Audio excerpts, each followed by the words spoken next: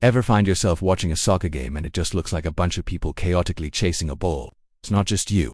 But what if I told you there's a hidden language on the field, a secret strategy that turns that chaos into a beautiful, coordinated dance? Today we're going to crack that code. We're breaking down every single soccer position, from the last line of defense to the superstar goal scorers by the end of this video. You won't just be watching soccer, you'll be reading it.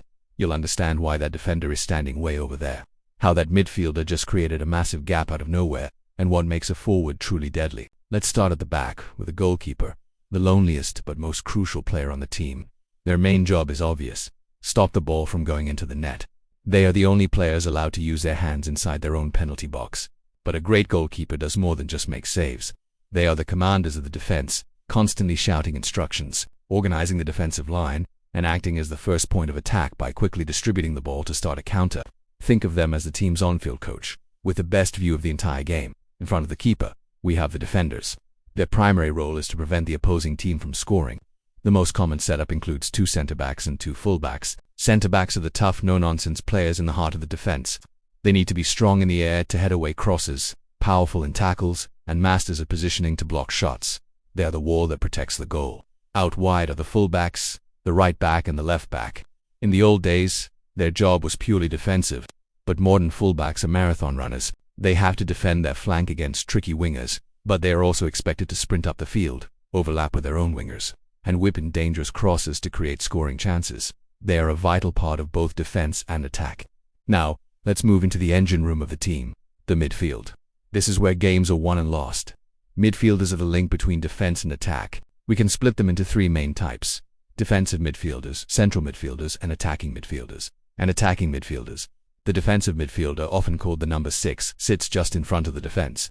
They are the disruptors, breaking up opposition attacks, tackling, and intercepting passes. They do the dirty work so the more creative players can shine. Central midfielders, or box-to-box midfielders, are the jacks of all trades. They need incredible stamina because they literally run from their own penalty box to the opponent's box. They contribute to defense, help control the tempo of the game with their passing, and also get forward to support attacks and score goals themselves. They need to be good at everything. Then you have the attacking midfielder, the number 10, the creative genius of the team. This is the player who unlocks defenses with a killer pass, a clever dribble, or a long-range shot. Their job is to create scoring opportunities for the forwards. They operate in the tight spaces between the opponent's midfield and defense, and they need exceptional vision and technical skill. Finally, we have the glamour position, the forwards. Their main objective is simple: score goals. Like midfielders, there are different types. Wingers play out wide, just like fullbacks, but with a much greater focus on attacking. They use their speed and dribbling skills to beat defenders, cut inside to shoot, or deliver crosses for the striker. And that brings us to the striker, the number 9, the team's main goal threat. These are the players who live and breathe for goals. They need to be excellent finishers, able to score with their feet or their head.